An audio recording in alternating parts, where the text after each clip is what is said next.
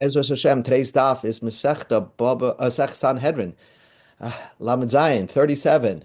And we're going to start from Lamed Vav and Beis. Let me make it bigger. Right before the Mishnah, like the two dots right before the Mishnah.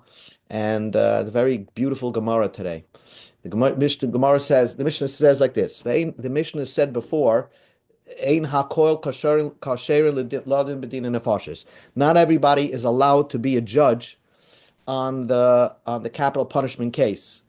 That means that if someone is a mamzer, right? So he's a ger, he cannot be a judge. My Tama, what's the reason? Why can't they be a judge? They could be a judge in financial cases, but they cannot be a judge in a capital punishment case. The Tanur of Rav Yosef taught, Kishem shebez the menukim betzedek, kach menukim bekol oben.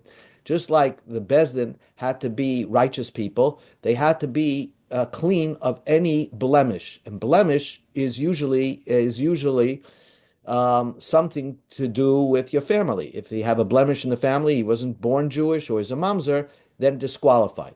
Amar Meimar, so Meimar said, "My Kra, what is the pasuk?" And says where do you know that from? So the pasuk is actually in Shir Hashirim, which describes it's alluding to the Sanhedrin, and it says Kulach Yafa Irayasi, you're all beautiful, Umum Einbach, and I don't see any blemish with you.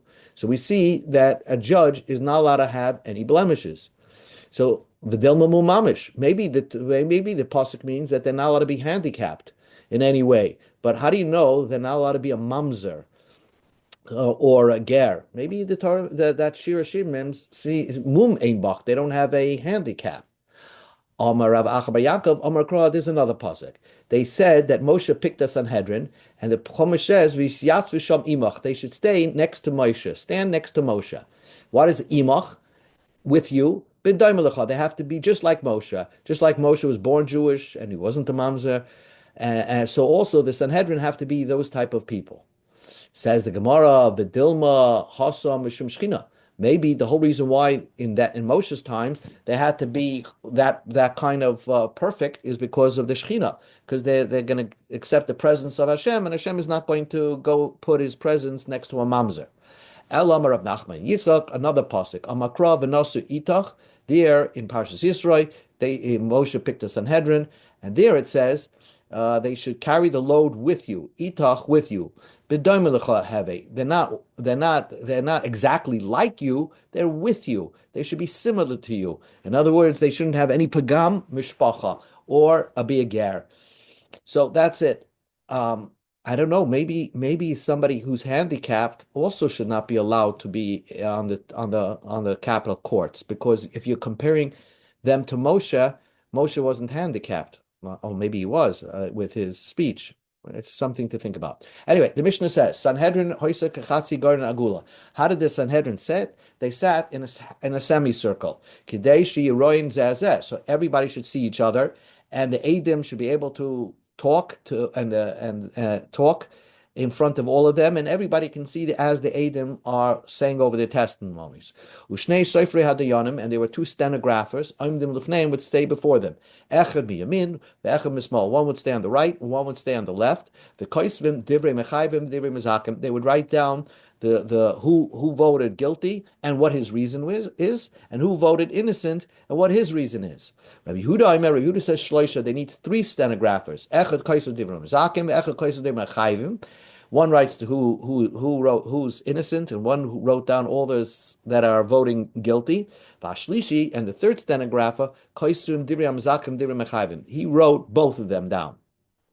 And the reason you need a third one, according to Rabbi Yehuda, is because since they write in shorthand, but they had to write the reasons why the guy said innocent and what his reason was. Why does this judge say guilty and what his reason is? And because they're so busy writing, it's possible that one of them are going to make a mistake. So you need a third one to be like a double check of the first two, so that they make sure that they can compare records, that they know exactly what each judge said, innocent or guilty. So Rabbi Yehuda says you need three stenographers. We go to the page Lamed Zayin. They had three rows of students of, let's say, alternate jurors, let's say alternate judges sitting before them in a semicircle as well, 3 rows, not in a straight line, but also in a semicircle. Called echad ve'echad makias makomai. And the 3 rows were set up that the head of the first row was everybody in the first row was greater than everybody in the second row, and everybody in the second row was greater in as far as Talmidei Chachamim wise than the people in the last row. So, and the first one on the first row was the smartest of the all. He was like the valedictorian, so to speak. Why did they have these 3 Talmidei Chachamim of 3 rows? So just in case, you needed to add to the 23, because let's say they had an argument and or something like that. Sometimes they would have to pick somebody from the crowd, from the 3 rows of Talmidei Chachamim in front of it to sit in as a judge. For example, let's say one of the 23 died. So where do you take the replacement from? You take him from the head of the first row, and then everybody moves up a little bit. They join seats, and everybody moves over a seat, so that the last of the third row goes into the first of the second row, and the last of the second row goes into the first of the second row will go into the last of the first row. Basically, so again, it gets set up that way. And then, but somebody's missing, right? Because somebody walked from the audience to take the place on the judge's table. So then, so that's what it says.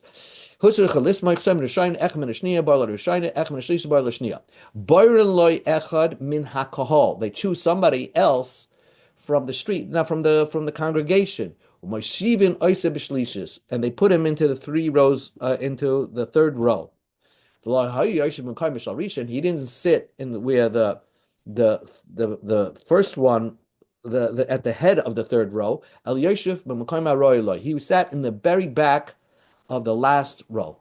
So the bottom line is, imagine a semicircle of 23 judges, and in front of them you have 3 semicircles of 23 students in each row.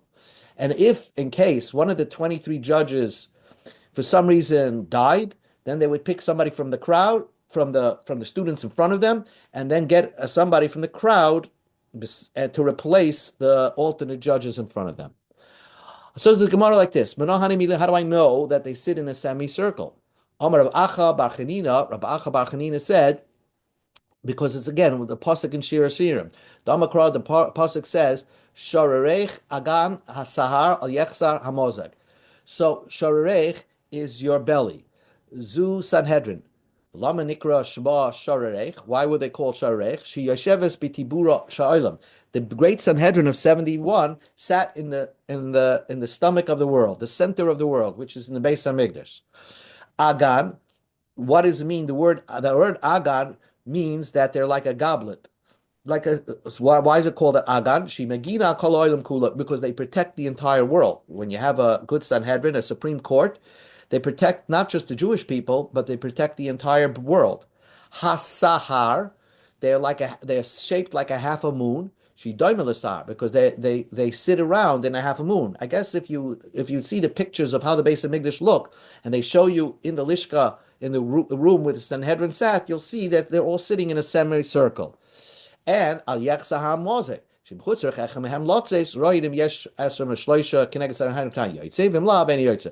say one of the 71 has to go out, whatever. He needed to help out in his home. So he has to make sure there's always 23 in that room, like a small mini Sanhedrin. But they cannot, if there was 23 left over, then he could go. If not, then he has to stay behind. But you always have to make sure that there's 23 people, at least 23 people in the room, I guess, when there's nothing to do. Bitnech aremes chitim. Ma aremes chitim hakol nenes mimana. Af Sanhedrin hakol minahenim hatameim. The Shir Hashirim describes your stomach is like a pile of wheat. Just like wheat, everybody enjoys wheat. It benefits everybody. So the Sanhedrin, everybody will benefits from their understanding and explanation of the Torah. Suga b'Shoshanim. The Torah describes how beautiful the Jewish people are, that they are protected by a row of flowers, lilies. What does that mean? We protect ourselves.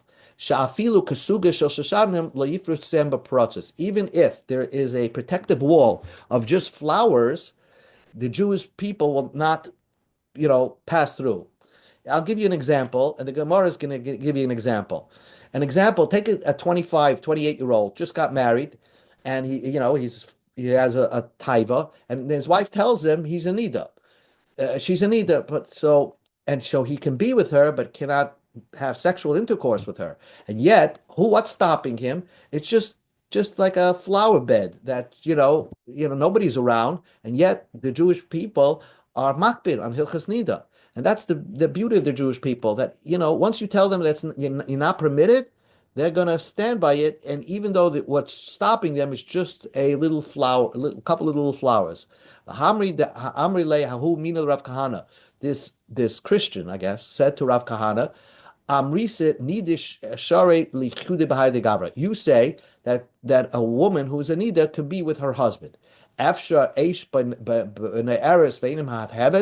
Can like fire chips be in fire and it doesn't flare up? In other words, you're putting a young man into a situation where he can flare up and want to be with his wife, and you're telling him he can't. How is that possible?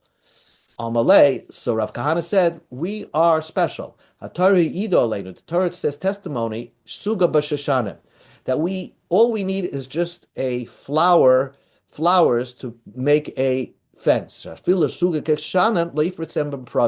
Even if there's a flower bed blocking us, we're not going to breach through. We're going to still keep what the Torah says. Rav Shlaka says over here, your temples are like a split pomegranate. And so rekasech could also mean afila rekonim shabach, even people who are empty. Jewish people, even if they're empty of Torah, Malay mitzvahs karimim, they're full of mitzvahs like a pomegranate, because the Jewish people are special, even the ones that are not so learned. Rav Zera says goes even further. Vayorach esreach begadav. Yitzchak smelled the smell of Yaakov's clothing when he was going to give him the bracha. Al tikru begadav, don't read it as he smelled his clothing. Ela boigdav, he smelled even Jews who are going to betray God. Even those Jews smell good. It's a special thing, because you never know when a Jew is going to turn around and mend his ways. And the Gemara brings a story to that. There was these hooligans, the Hava b'shivuvusa de Rab Zera, that were in the neighborhood of Rab Zera. The Hava Makarvalahu, he would try to be Makar of them, be close to them, so that they will do tshuva, but they never did tshuva. The rabbis were angry at Rab Zera befriending these hooligans.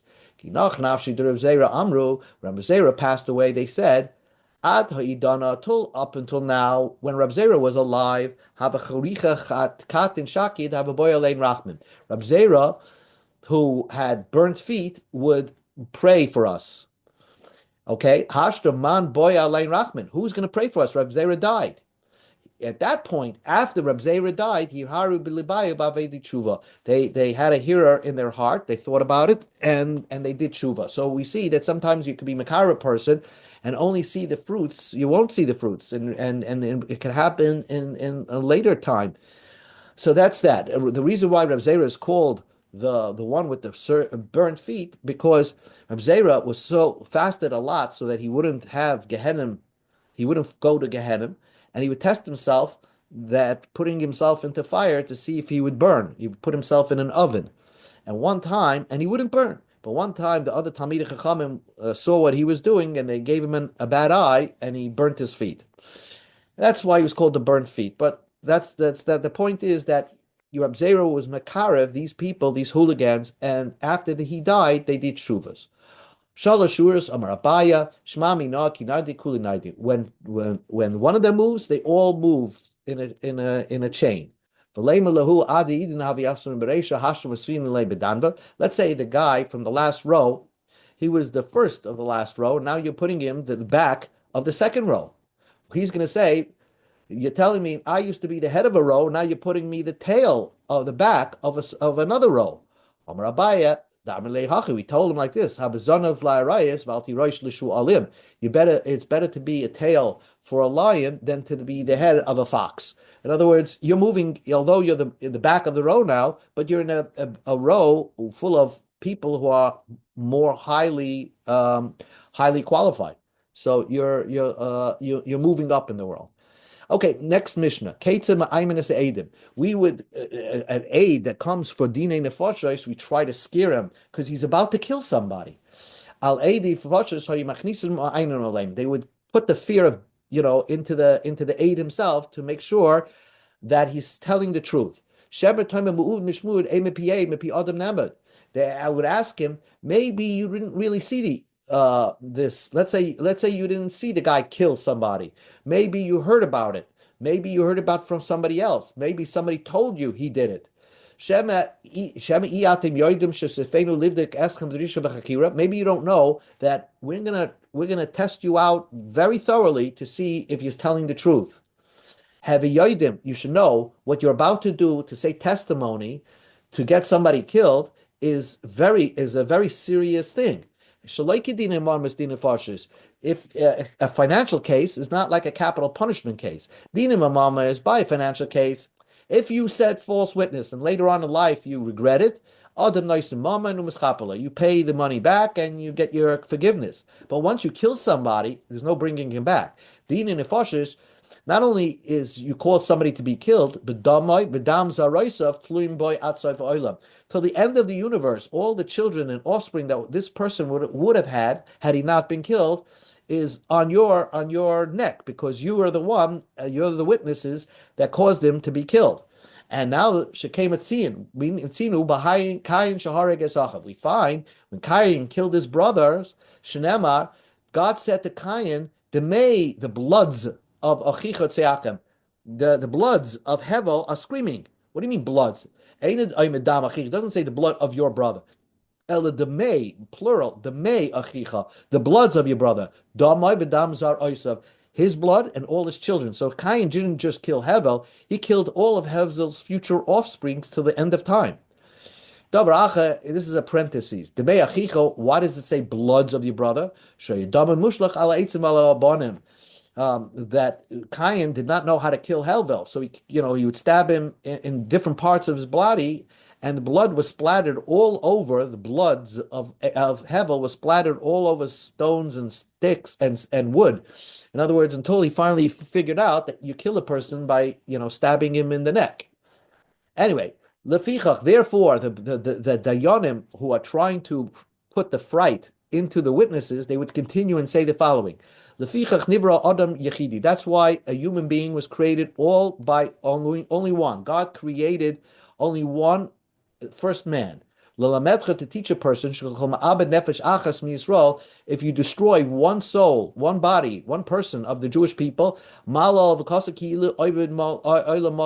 as if you destroyed the entire universe. If you sustain one soul from the Jewish people, because of the Pasuk considers it as if you sustain the entire universe. A human being is a universe. First of all, they're deep as a universe, so you'll never fully understand another human being, even your own wife. You don't fully understand. People are deep as the universe. And that's what we're trying to put the fear into these witnesses, that if you're killing one person, you're killing the entire universe. And the reason why God created just one man, because of the peace among people. A person shouldn't say to his friend, my father, my ancestor is greater than yours. We all come from one human being, Adam Arisha. And the Christians shouldn't say that there was many gods and each one created another human being. Exactly, no. There was one God, he created one human being. This tells the greatness of God. When a person mints a coin, he has one form, and all the coins look alike. He made one form called the first man. And all his offspring look different. Therefore, now that you know how special one human being is, the Mishnah says, every human being has to say, Bishvili nivra ha'olam. Because of me, the universe was created. Not only that, you should be thankful how special you really are, and you should take your life seriously. Because when you destroy your own self, you're not just destroying yourself, you're destroying the entire universe. Maybe you're going to say, so now we go back to the Eidim. We go to Amid Beis. Why should we be an aid to try to kill a person? Maybe we're going to get it wrong and we cause the death of another human being. The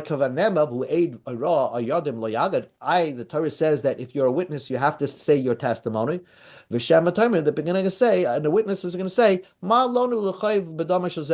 should we take the responsibility with this guy's blood? We'll transgress the negative commandment of saying testimony. We won't say testimony, but at least we won't kill somebody. We'll be very, liberal about the whole thing. The answer is no. When the Rishonim are destroyed, there's joy in the world. In other words, that you, as a witness, if you can bring about the death of a Rasha, you're doing a great mitzvah. So you have to step up if you actually saw it. So Tanar Rabbanim, Keitzin Me'umad. What does it mean in estimation that you assume the circumstantial evidence assumes that the person was a killer? So Bezdin would say to the guy, to the witnesses, Shema Kachri Isim, maybe this is what you saw. You saw a guy run after his friend to a desolate place, a abandoned place. You ran after him. You saw that he had a knife in his hand, and and blood was dripping from his knife. And the guy who's killed in front of him is convulsing. If that's exactly what you saw, so you could always assume that the guy actually was the killer, but you didn't actually see the stab go into the guy. You only see the aftermath. Still, you're not considered a good witness. Tanya, so who's Tanya? We learned to the Brisa. Rab Shimon Shetach had the same story. Arab ben Chama, he saw say, I swear I'm telling you the truth. If I didn't see the following. I saw somebody run after his friend to an abandoned place. And I ran after him. I saw a knife in his hand. And blood was dripping from the knife. And the victim was convulsing. I know he did it. Who killed this person? Was it me? I was running after you. It was you. But I didn't see you actually kill him. I can't kill you or be a witness because I didn't actually see you do the killing. Only if you can be a witness, then you kill the perpetrator. But you can't be a witness if you didn't actually see the killing. So Shimon ben Shatach said, the one who really knows the thoughts of a human being, and he knows what's going on in the world, aka God, he should pay back from this person that kills his friend. Amru, so the Rabbanan who was saying over the story, it didn't take long from that story. A snake came and killed the killer. It bit and killed the killer, and he died. So the Gemara says, the one who kills another human being, he's somebody who's supposed to be killed by a snake. Rav Yosef says, when the Beis Hamikdash was destroyed. Now, even though there's no capital punishment, God still conducts himself by invoking the 4 deaths that Bezdin used to do. Now, this person that was killed, that was a Reitzeach, really, his misa, his death, should be by the sword. But actually, a snake bit him. So the Gemara says like this. Let's say, Loi Batlu, Batlu. We see that that it wasn't that we don't see a Sanhedrin. We don't see a Sanhedrin doing capital punishment cases. Eladin arba misas leibatl. God follows the laws of the four misas. Mishan is chayv skila. Let's say you have a person who is mechal Shabbos, and he deserves skila. So you'll find out in his lifetime, oy noifel minagag, he'll fall from a roof, oy chaya deraste, or a wild animal will maul him. Mishin is chayav sreifa, somebody who is supposed to be burnt to death by the bezdin, or noifel bedleki, who will fall into a fire, or nochesh makisha, who will be bitten by a snake. So that if you're chayav sreifa. Mishin is chayav hariga, if someone was destined to be killed by the sword by bezdin, or nimsal malchus, he will be given over to the guillotine, or listed by an olive, he will be vandalized and stabbed to death. Mishin is chayiv kenek, somebody who is supposed to be choked, or teveya banohar, he will drown in a river, or meis besurinchi, or he'll die some type of disease that causes a person to choke. So the question that the Gemara asked like this: Shimon ben Shatach could not kill this person, but he said God should pay you back. Well, if this guy was indeed the killer, then he should have gotten the misa of hariga. He should have been nimsar lamalchus, or listin should come on him. He should be vandalized. What do you mean? Why did he get the punishment that a snake bit him and he died? And says the Gemara, he had another sin. And really, for some reason, he was supposed to get sreifa for a different avera, and hariga because he killed somebody. And therefore, they gave him in Shemayim sreifa by being bitten by a nachash, because sreifa is more severe type of punishment than hariga. Let's go one more piece, and then we'll stop. Another minute. Have a medina nefashis. The estimation, the Mishnah says that we tell the guy that estimation doesn't work by dina nefashis. B'dina nefashis hu lo yamdinem, ha b'dina monmas amdinem. But does estimation work by financial cases? Kaman k'Rab would you say like Rab Acha? The Tanya we learned in a brisa. Rab Acha says, Gamal ha'oichem beidam gamal. You have one camel that's very wild. It's rampaging amongst camels. It's like, it's that time of the month. V'nimtza gamal harag b'tzidai. And then he finds another camel right next to it. B'yudua, shezeh haragai, that camel that was wild was the one that killed this camel. So even though you didn't actually see the killing, you can assume with circumstantial evidence that was the camel. The owner of that camel should have to pay. So wait a second, is that true? That's a lone opinion. We don't hold of Rav Acha, actually. Rav Acha is just an outcast opinion. We only do financial cases if you actually see it. So according to your understanding, that this thing that we said, Dina Nefashis is different, that you can't hear it from another witnesses. Does that work by Dina Mamanis, by financial case? But now we learned, Im Omahu Omali Shani Chayev Loi. Ish Ploini Omali Shu Chayev Loi. A good witness for a financial case cannot say, I know somebody told me that he owes $100, or I heard from somebody else that he owes $100. I have to hear it from the person himself to say that I owe him $200. So we see witness in the mouth of another witness doesn't work by din and bamanis. How could we say in the Mishnah, that it would work? It doesn't work only by din and nefashos, but not by din and bamanis. Alma. So we see afagav the psila b'din and bamanis, amrin lehu b'din and nefashos. That some things that don't work by financial cases will say it by a capital case. So it's only just to scare the witnesses. We tell them, Dinin and Fashis is different, but certain things that we tell them also apply by financial. It's just to scare him, that we want to make sure that these witnesses actually saw the murder and are not basing things based on somebody else's testimony or on circumstantial evidence. Okay, we'll stop by over here on Daf Lamed Zayin Amud Beis. Heavy Yodim. Have a good Shabbos.